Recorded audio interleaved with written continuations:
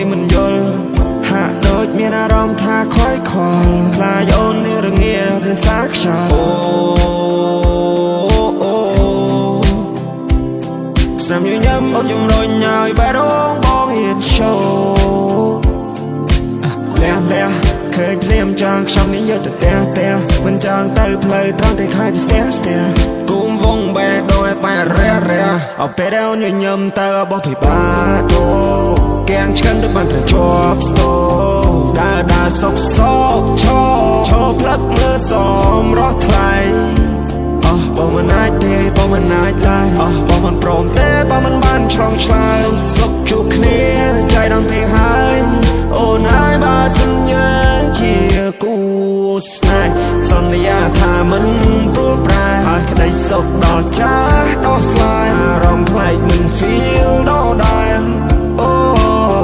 យប់លោមកបាយអូនហើយបង feel ចង់សោកសាយអារម្មណ៍បងយ៉ាងម៉េចពេលនេះចង់បងហើយក្រែងលោកបានជោគជ័យយប់នេះយ៉ាងជាសំបាន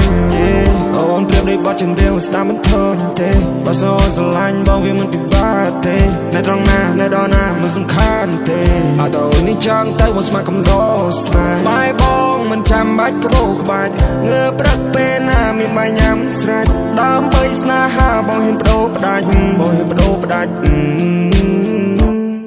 ព្រះអាទិត្យស្មើនេះគ្មានទេ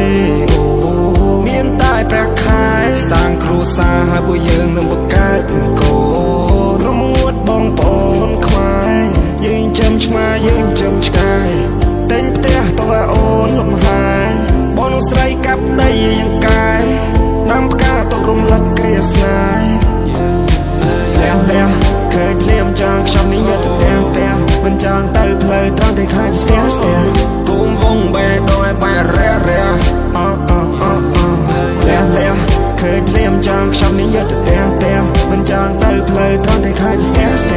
គុំវងបែរដោយបែររះកាន់ដៃបងមកបើអូនចង់នៅយប់នេះបងស្មាក្បែរជាគូបងអ្នកនាំផ្លូវចាំបងជូនទៅផឹកស្រាក្រហមហមត់ស្លូចង់គេលើផ្លូវចាប់កាន់សៀវភៅកត់រឿងស្នេហាមានយូមាន yellow មាន blue បងពិតជាស្រឡាញ់អ្វីដែលយើងដូរចិត្តនឹងកែបកលអូនអស់ហើយគ្រប់យ៉ាងវាមកមិនខ្លាយអូនឆ្ងល់ឲ្យសួរមកចាំឆ្លើយអត់តែអូនមិនឈប់បោះស្រ័យដល់ sunrise យើង gotta try ថាមិនត្រូវអូននៅចិត្តបងកើតយើង gotta try ពេលវេលាដ៏មានន័យមិនគួរឲ្យរំលងឡើយ